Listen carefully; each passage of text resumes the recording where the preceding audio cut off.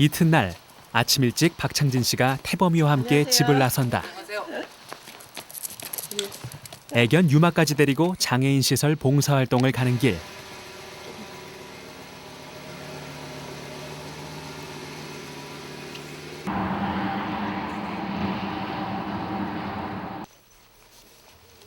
도착하자마자 익숙하게 자원봉사 조끼를 입는 태범이. 다른 자원봉사자들도 준비 완료.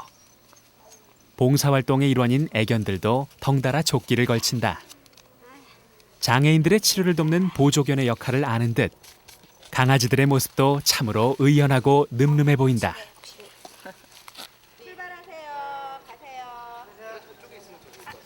날씨가 좋은 오늘은 교실을 떠나 나들이를 가기로 한다. 강아지들과의 첫 야외 산책이라 긴장한 기색이 역력한 장애인들. 겨울에는 나오기 어렵고요. 날도 춥고 또 미끄럽고 그러니까요. 근데 오늘 날씨가 너무 좋아서 안 나올 수가 없네요, 날이.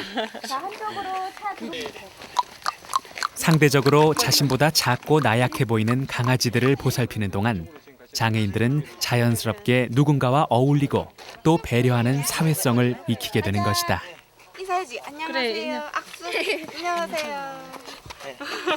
아빠를 따라온 새 얼굴 태범이에게 관심이 집중된다. 태범이 오빠랑 같이 갈까? 네. 아 그럴까요? 자 태범이 오빠 같이 갑시다. 경이는 태범이가 꽤 마음에 든 모양이다. 오빠랑 옆에 같이 가요. 그렇게 다들 짝을 이뤄 걷는다. 함께 걷는 것만으로도 위안이 된다. 얘는 유기견이었어가지고. 아 진짜요? 예, 그래서 지금 좀 온순하기는 하지만 좀 약간 좀 위축돼 있는 그런 적인데, 근데 지난번에는 정말 잘 안 움직이고 이랬었거든요. 근데 오늘은 얼굴에서 이렇게 걔가 이렇게 자신감이 보여요. 그러니까 왔던 장소고 봤던 사람이고 하니까 훨씬 굉장히 활동도 좀 활발해지고. 아 사람도 그렇고 개도 좀 변하는구나. 네, 걔들도 그게 보여요. 어느 한쪽이 다른 한쪽을 돕는 게 아니다. 도움을 주는 쪽이든 받는 쪽이든 서로를 통해 무언가를 얻고 나누게 된다. 하나, 둘, 셋. 치즈.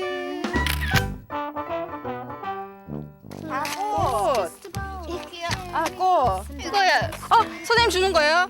감사합니다. 고마워요. 더운데 진짜 이제 힘들어요. 지친 것 같아요. 적극적으로 감정을 표현할 정도로 명랑해진 안을 경이. 수 있잖아요. 이번엔 강아지 안기에 도전해볼 참이다. 아까 계속 안 갔고요. 죄송합니다. 비에 또 막았구나. 비를. 아이고. 어느새 여유까지 생긴 영민 씨는 뒤에서 장난을 친다. 이런 모습들은 정말 빠른 변화다.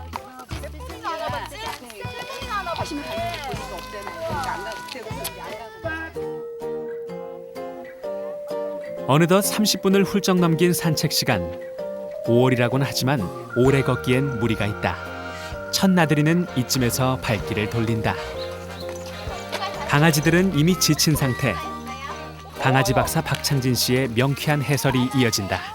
땅바닥이 따뜻하죠. 더 더워요. 땅에서 가까워서.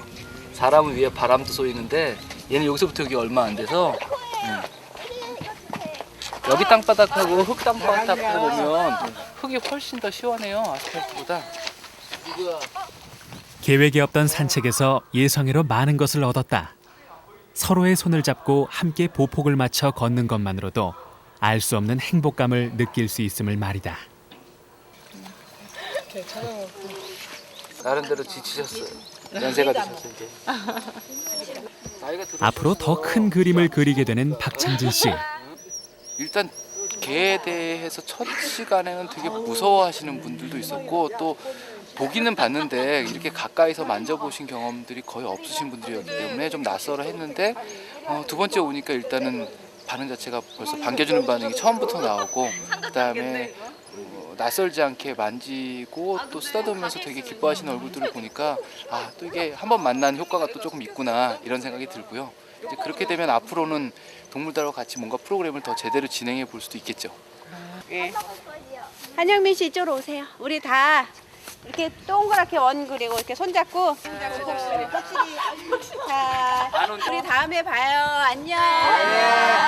롤님!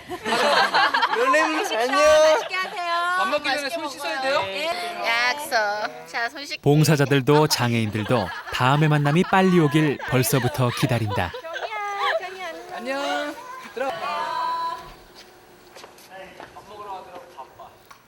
봉사활동이 끝났다고 쉴 수 있는 건 아니다. 한 달에 한 번 일반인 대상으로 양치질 무료 강좌도 열고 매주 화요일엔 동물 매개 치료 봉사자 세미나도 준비해야 한다. 좀처럼 몸을 가만히 두질 않는 박창진 씨.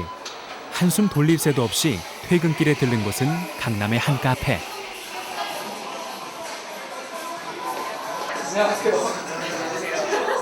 이번엔 또 어떤 모임일까? 연령대도 다양해 보이고 게다가 서로 처음 보는 양 쑥스러운 분위기까지 감돈다.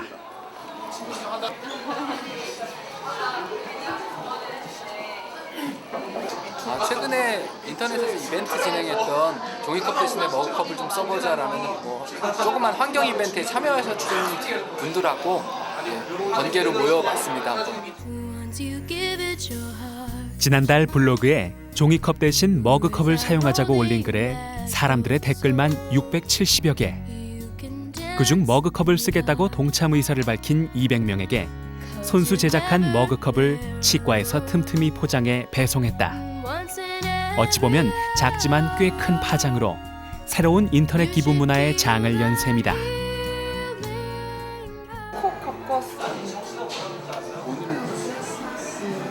제가 오늘 혹시나 필요하지 않을까를 갖고 왔는데 열심히 쓰고 있다는 감사를 표현하러 대부분 직접 쓰던 컵을 들고 나왔다.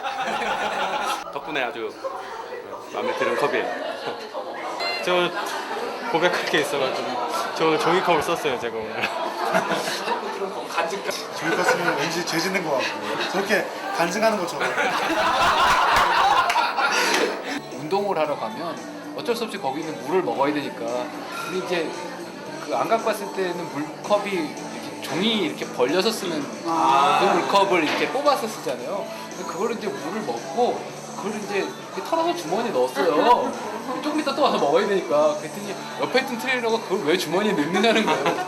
조금 이따 와서 물 먹으려고 그런다고. 그랬더니 이상한 사람 보듯이 그런다고. 근데 걔도 안에 코팅이 돼 있어요.